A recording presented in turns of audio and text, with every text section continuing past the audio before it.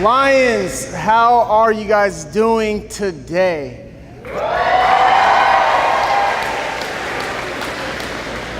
That only came from the senior section. They're like, yes, one more year. Before I start, I want to give a shout out to my niece. She did an amazing job. Let's give it up for her again.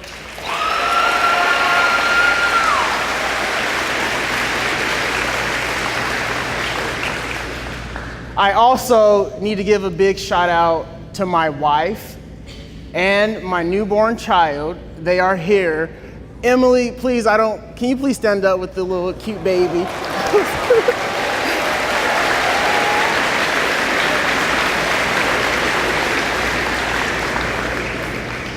My daughter is wearing the cutest shirt today.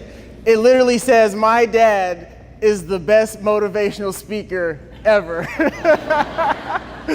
My wife sent me that picture this morning. They didn't plan on coming. I was like, please bring her so they can all see how cute she is. I am so happy to be here. I graduated from Bellarmine in 2006. The 4 years I spent at Bellarmine, literally some of the best times of my life. If you guys don't hear anything else I say today, I want you all to know this. It's so important that you embrace your time at Bellarmine.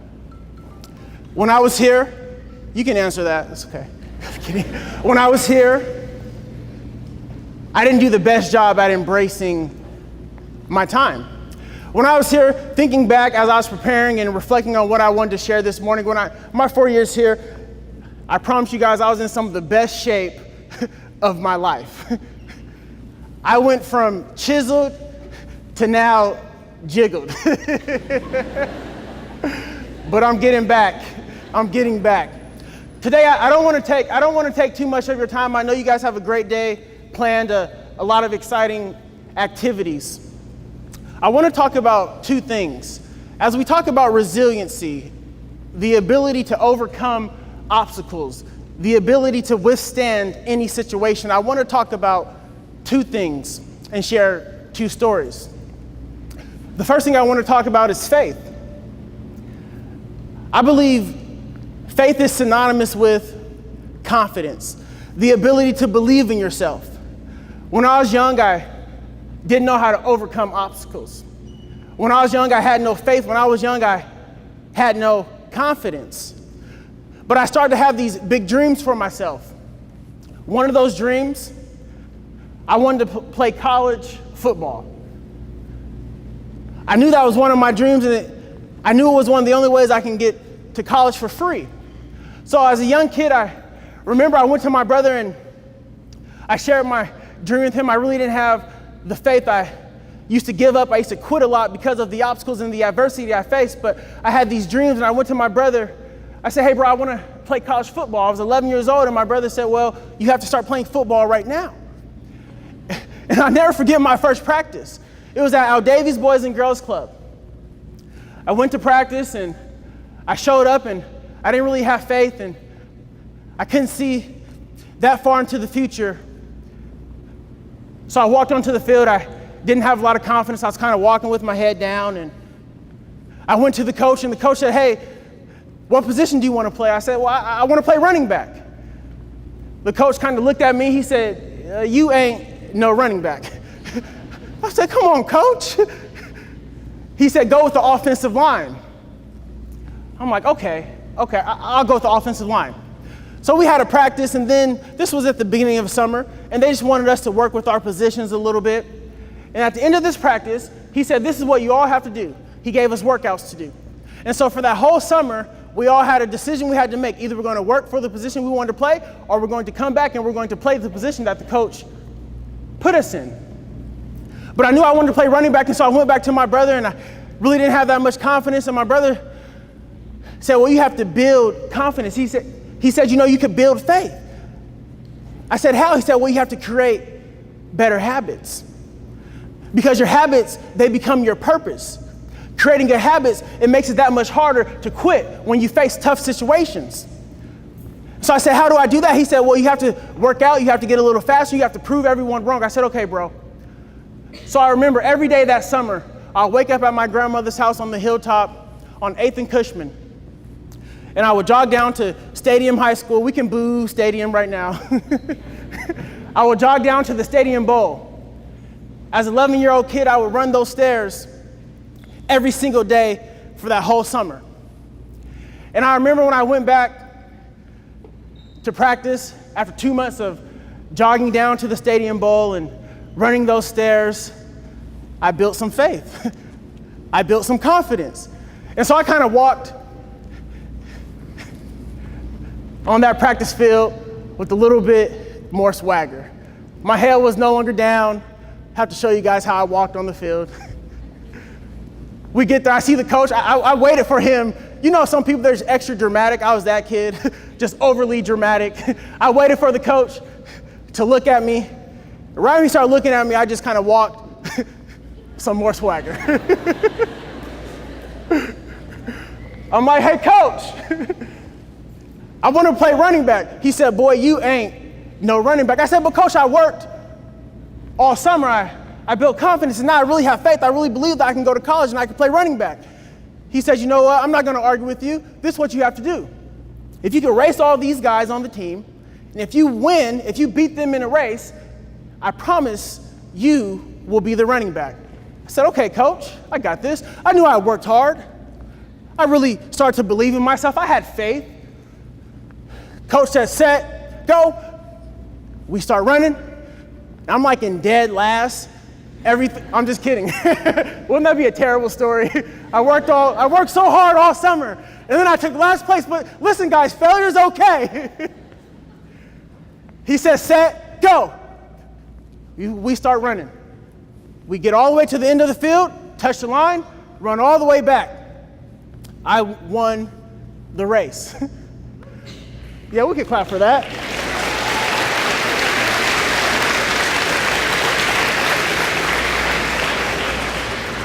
I usually don't get claps in that moment, but I want you guys to know that's like my greatest accomplishment in life when I won the starting position on my 6th grade Pee Wee League football team.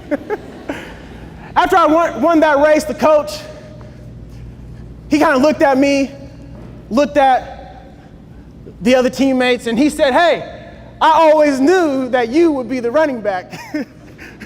Isn't it funny how when you try to change some of your habits, when you start working on your confidence, when you start building faith, when you start building resiliency and folks don't see you quitting anymore, those same folks that kind of doubted you, those same folks that, what do you guys say, they used to hate on you, those are the first ones to congratulate you. He was like, I always knew that he would be the running back, the same guy that doubted me. Because I created great habits, because I created a confidence, a belief, and a faith in myself at an early age, that propelled me to go to college. Came to Bellarmine, had fun. I played football, ran track, played basketball. Basketball team, I was more of the bruiser. I had a broke jump shot. Ended up going to college, bounced around a little bit. I ended up receiving a full football scholarship to East Central Oklahoma. Finally, my dream was going to come true. I was able to play football at the college level on a scholarship, and I just wanted to win a championship. I remember my junior year, I knew that this was the year that we'll win a championship. We had a great team. I remember going to each of those practices before the first game, and I would cheer on my team, and I would encourage my team.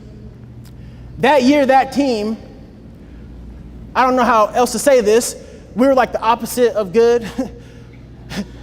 That team went 0-11. I remember the first time I shared this story. Make sure if you guys are taking notes, take this down. You always have to know your audience. The first time I shared this story was at an elementary school. And I got up there and I started encouraging these young kids, and I said, I wanted to win a championship in college, and I got to my junior year, and that team, we went 0-11. And some like big 5th grader in the back was like, hey, you guys sucked. I'm like, okay, Mr. Obvious, you can meet me outside. How about that? That team went 0-11.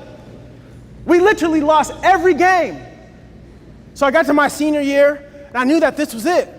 I knew this was my last year. And so some of the same things that I'm sharing with you guys about confidence and believing and having faith, I not only had to share that with myself, but I had to realize that it was not just about me, it was also about my team. So I would encourage my team and try to help them out. So we won our first game my senior year. We built some confidence. We won the second game, and we finally got to the third game. This third game, we were winning. I played running back. I was a starting running back on this team. And the coach, he said, "Hey, gangs, we're going to go to you after the half."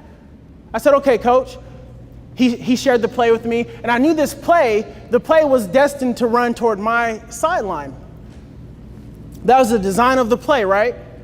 Anytime in football, when you run toward your sideline, you cannot get embarrassed. Because here's what happens. If you get the ball as a running back and you run toward your sideline, you get hit really hard on your sideline, you're going to hear about it all week in practice. So I made a huge mistake. I started thinking way too much about the play. Coach says, "We're going to go to you," and I line up behind the quarterback. First mistake in football, I started thinking way too much. Second mistake, quarterback says, "Set, hike." I began to look down because I was thinking way too much. The third mistake, I know if you ever heard a motivational speaker, but Bellarmine, you guys are family to me, so I just want to be completely transparent and honest with you guys. I'm not the hero of every single story that I share. I had the worst move in the history of football. Quarterback says, "Set, hike." First mistake, I'm thinking too much. Second mistake, looking down. Third mistake, I threw the worst move ever. So I'm running to my sideline. I look up. It's like this guy was so big.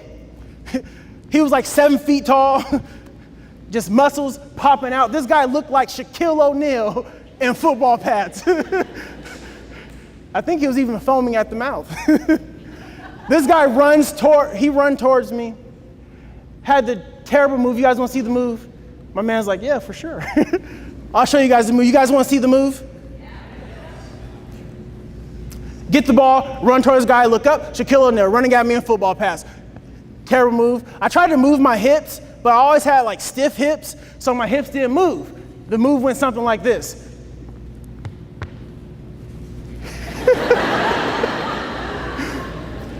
And I tried to move my hips, I promise you, but just my shoulders moved. This guy hit me so hard in my hip. It felt like I was 10 feet in the air. I was in the air so long, I thought to myself, maybe one day, the NFL is not going to work out. Maybe one day I'll just be a motivational speaker. I hit the ground. Doctor runs up to me. He says, "John, I don't know how to tell you this. Your hip popped out." He says, "But I have good news for you." I'm like, "What do you mean good news?" He says, it popped back in. I'm like, "Okay." He said, "But son, I don't know how to tell you this. You won't play football again." I was devastated. Everything I worked for, all the faith and resiliency that I built, the confidence, the steps that I took to get to that point in my life to finally be a part of something great. And that's all I craved was greatness, because where I came from, it was the opposite. I was devastated. I began to cry, and the coach, he says, "Well, you can still encourage your team. You could help them build that resiliency. You could help them build that faith." And that was the moment I realized that my dream was not just about me. I know some of you already know exactly what you want to do. You know exactly where you want to go. Get this in your head right now. Something I learned while I was at Bellarmine, that my life was not just about me. We are meant and created, designed to serve and help others propel and become the person that they were created to be. And that's what that year taught me. Because I would have to show up on crutches every single day and encourage my team. I was no longer on the field with my guys, but I had a decision I had to make. The same resiliency, the same faith that I had to share and encourage with my teammates. And so every day I would show up and I would try to motivate them. And that team ended up getting to the first ever conference championship game in the history of that school. And at this time, we get to that game, I was about 70%. I couldn't run fast. I couldn't take a hit in my hip. But I talked to the coach. I convinced him. I said, Coach, can you please let me suit up for this game? You know, I just want to look good for my family back home in case, you know, someone takes pictures. He said, yeah, of course. And so I remember that game. I stood on the sideline for most of the game, but I had on my pads. That game, the two running backs that we had playing, they both got hurt. I'll never forget it. The coach ran up to me on the sideline. There are two freshmen, red shirt freshmen. That means they didn't play one down all year. They're standing next to me. Coach runs up. He kind of looks at the freshman. He looks at me. He says, Gangs, we need you to go. Before he could finish his next sentence, I kind of hobble onto the field. Resiliency. There was nothing that was going to take that moment from me. Because I realized my life was bigger than football. I was more than a football player. The things I learned at Bellarmine to keep going, to keep pushing, I literally developed a company from it. There's nothing that was going to take that moment from me. No physical disabilities, no mental disabilities. I knew deep down in my heart that because I developed faith, I created good habits, that I was created for a moment just like that. Jogged onto the field that game, I ended up scoring the game-tying touchdown.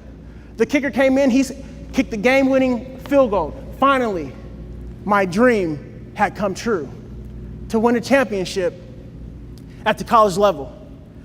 But it literally took for me to win that championship on the football field to realize that I've been a champion my whole life. And that's what I want each of you to know. It doesn't matter what kind of material things you have.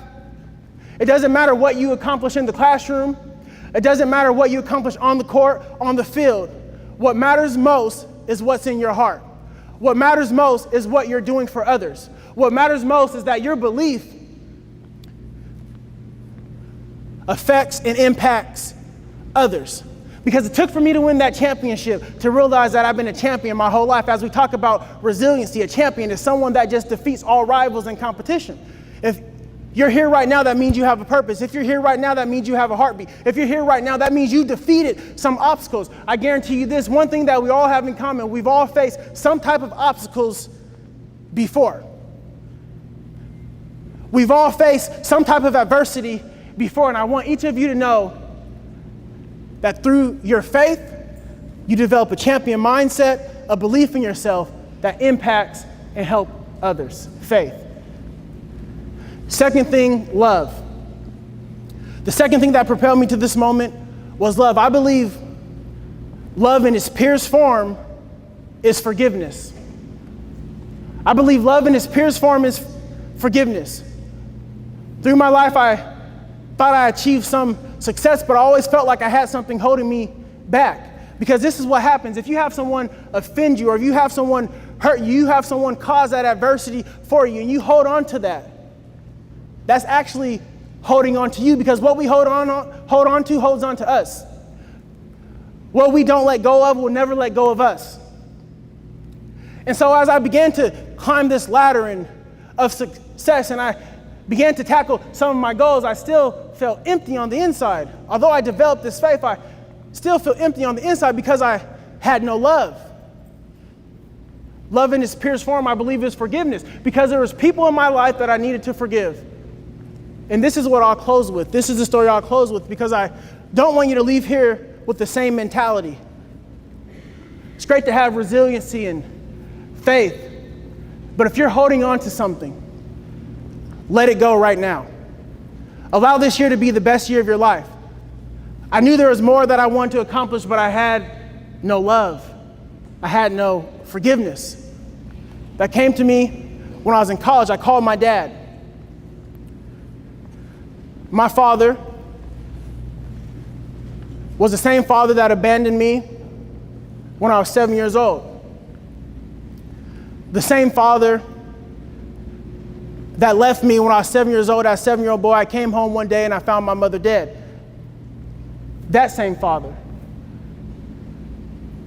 The same father that left me as a young boy when I had a speech impediment, when I had learning disabilities. That father. But through my life, I had folks and people that believed in me. I'll never forget. Miss Coker, Jack Coker's mom, a Bellarmine grad. When I was young, I felt like giving up. She was actually a teacher that I had. She said, John, what's your dreams? What do you want to do? What do you want to become? I said, well, one day I want to be a doctor like Dr. King, and I want to change the world. And one day I want to go to college. She said something to me that changed my life. She said, John, I believe in you. And I'll never forget it, because in that moment, that's when I began to believe in myself.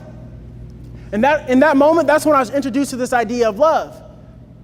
And it was almost as if it went full cycle, because I remember crying in my dorm room.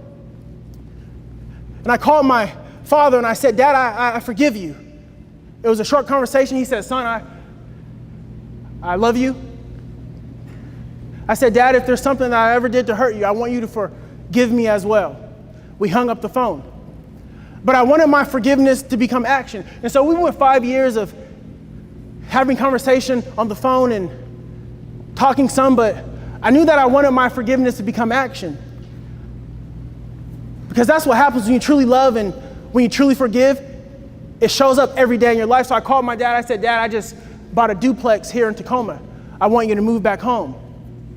So these last 5 years, my father, because that forgiveness became action, because of people like Miss Coker, because of folks that helped me, I was able to move my father back home, and he was able to have a relationship with all of our family. These last 5 years was some of the best years of my life. A year and a half ago, my father got extremely sick, stage 4 lung cancer. My father ended up dying, who became my best friend 3 days before my wedding. But I stand here today with so much joy, with so much purpose, because I know that I never would have had a relationship with him if I didn't learn the true meaning of love, which I believe is forgiveness. I stand here today with so much joy because I created new habits. So my message today is extremely simple. Maybe you're saying to yourself, I've never really faced adversity. I've never really had a hard day, but that's one guarantee in this life. We all will face adversity. We all will face hard days. So every single day for the rest of this year, this is what I want you to do. I want you to start every single day with a great thought. Because those great thoughts, when we think of resiliency, we think of faith, and we think of love, those great thoughts become great actions. Those great actions become great habits. And those great habits, that's what turn into your great purpose. Great thoughts, what we think, we start doing, great actions. What we do repeatedly, great habits, eventually lead into our great purpose. And I stand here before you today as a man who achieved his dreams, went to college, and I came from a young boy that couldn't read, had learning disabilities, and now I'm less than a year away from receiving my doctorate degree. All because of, you can clap for that, thank you. I have one clap up there.